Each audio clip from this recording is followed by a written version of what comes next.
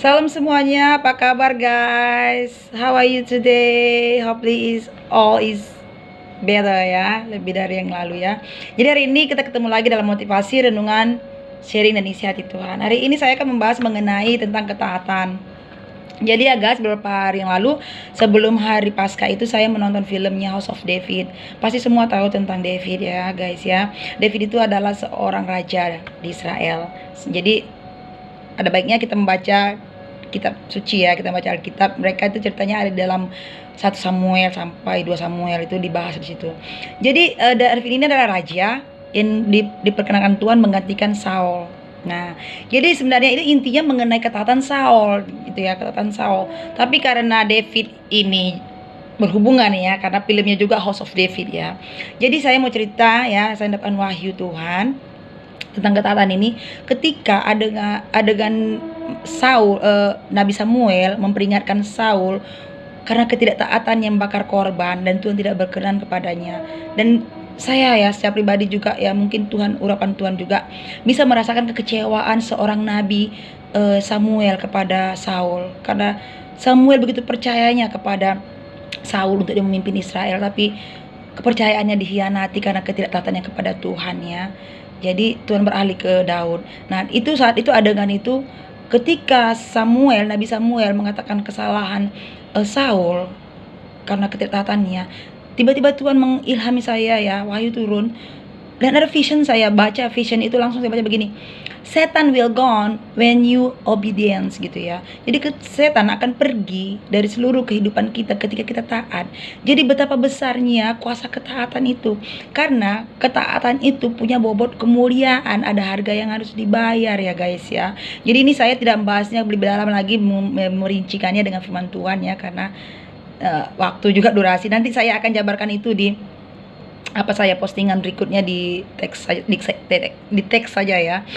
Jadi waktu itu ketika ilham itu datang, ketaatan itu adalah suatu senjata kita untuk memerangi iblis. Ketika kita taat ya, iblis takut gitu. Kenapa? Taat itu ada harga yang harus dibayar, taat kepada Tuhan gitu ya kan.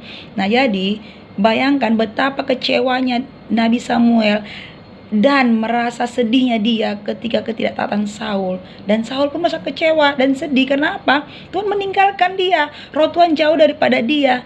Jadi ketika kita tidak taat ya guys, ingat kita akan seperti Saul, ada roh kesombongan, roh ketidaksabaran, itu membuat dia tidak taat menantikan Nabi Samuel untuk membakar korban ya.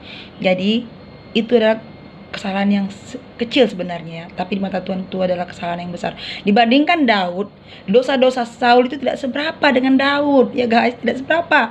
Daud itu baca aja lah, baca Alkitab ya guys, baca Alkitab itu. Daud itu banyak dosanya, tapi kenapa dia berkenan, orang yang berkenan kepada Allah itu tadi dia Daud taat.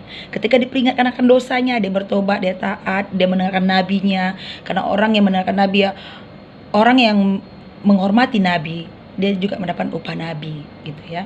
Jadi itu hari ini ya saya mau share, ketaatan itu perlu ya guys, terutama anak-anak muda. Saya juga masih belajar untuk menjadi taat di dalam seluruh aspek kehidupan. Tidak ada yang nobody perfect, right? It's true 100% nobody perfect, but we will come to the perfect ya, because our God is perfect ya. Jadi Tuhan kita sempurna, kita akan dibawa Tuhan ke dalam kesempurnaan yang lebih lagi kalau kita mau diproses ya.